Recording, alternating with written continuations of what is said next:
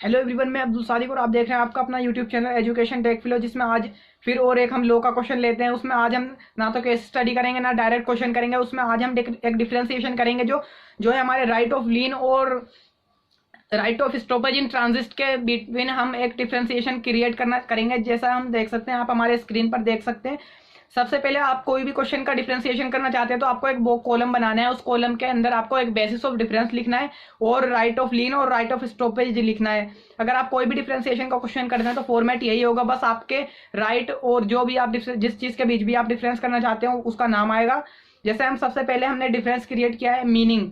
सबसे पहले तो हमने मीनिंग जानी है, राइट ऑफ लीन क्या होता है और right of stoppage in transit क्या होता है। राइट ऑफ लीन की मीनिंग होती है जब कोई बायर पैसे देने से मना कर देता है या बायर के इंटेंशन में पता चल जाती है। लेकिन जो राइट ऑफ लीन होता है उसमें हमारा जो गुड्स होता है वो सेलर के पास ही होता है। और राइट ऑफ स्टॉपेज जो होता है ट्रांजिट, हमने माल को सेंड कर दिया, वो एक डिलीवरेबल स्टेट में रास्ते में है, वो ट्रांजिट में है और हमें उसकी बायर की इंटेंशन पता चलती है, या तो वो इंसॉल्वेंट हो गया है या उसका मन नहीं है पैसे देने का, या he is not intended to give payment, तो हमें उसकी इंटेंशन पता चल जाती है। ये तो था हमारा राइट ऑफ लीन और राइट ऑफ स्टॉपेज की मीनिंग।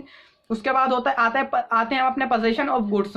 जी हाँ दोस्तों, राइट ऑफ लीन में जो पोजीशन होती है वो बायर के पास होती है और जो right of stoppage in transit होती है, वो जो पोजीशन होती है वो एक रास्ते के अंदर, किसी गाड़ी के अंदर या फिर रास्ते में हो सकती है गुड्स की पोजीशन।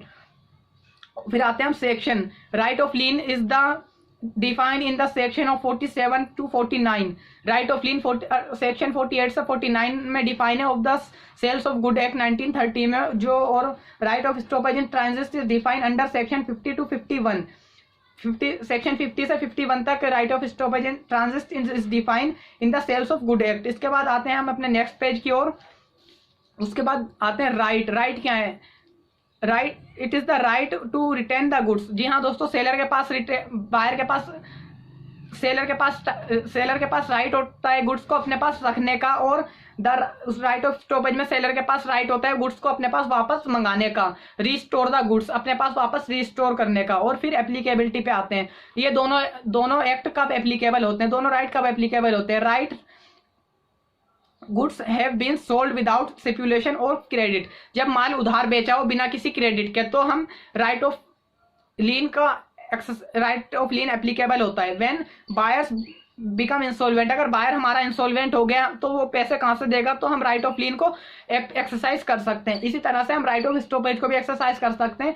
अगर हमें बायर की इंटेंशन पता चल जाती है, buyer is intention is not pay the price for goods, अगर बायर हमारे गुड्स के बदले प्राइस देने से मना करता है या हमें उसकी इंटेंशन पता चल जाती है, तो हम अपने जो ड्राइवर होता है या बेली होता है उसको हम इसको इन्फॉर्म करके हम अपने गुड्स को वापस मंगा सकते हैं। और अगर व्हेन बायर बिकम इंसॉल्वेंट, अगर बायर इंसॉल्वेंट हो जाता है तो उसके बाद भी हम अपने गुड्स को वापस रिस्टोर कर सकते हैं। चलिए एक एग्जांपल देखते हैं इसका राइट ऑफ लीन का। A sold goods certain goods to be for a price ₹5,000 and B become insolvent.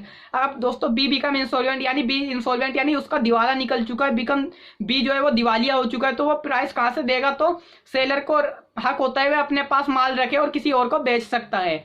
और बट बी एट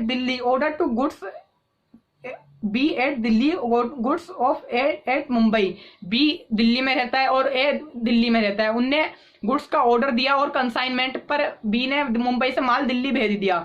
उसके बाद बी को पता लगा कि ए की इंटेंशन नहीं है प्राइस पे करने की, तो क्या करेगा बी, अपने जो उसका ड्राइवर होगा तो उसको इन्फॉर्म करेगा कि गुड्स को वापस रिस्टोर कर लो या अपने बिहाफ पर ही गुड्स को रखो, उसको डिलीवर मत करना। ये थी हमारी लॉ की वीडियो जो हमारी केस डिफरेंशिएशन पर आधारित थी। अगर वीडियो पसंद आए तो वीडियो को लाइक करें, चैनल को सब्सक्राइब करें।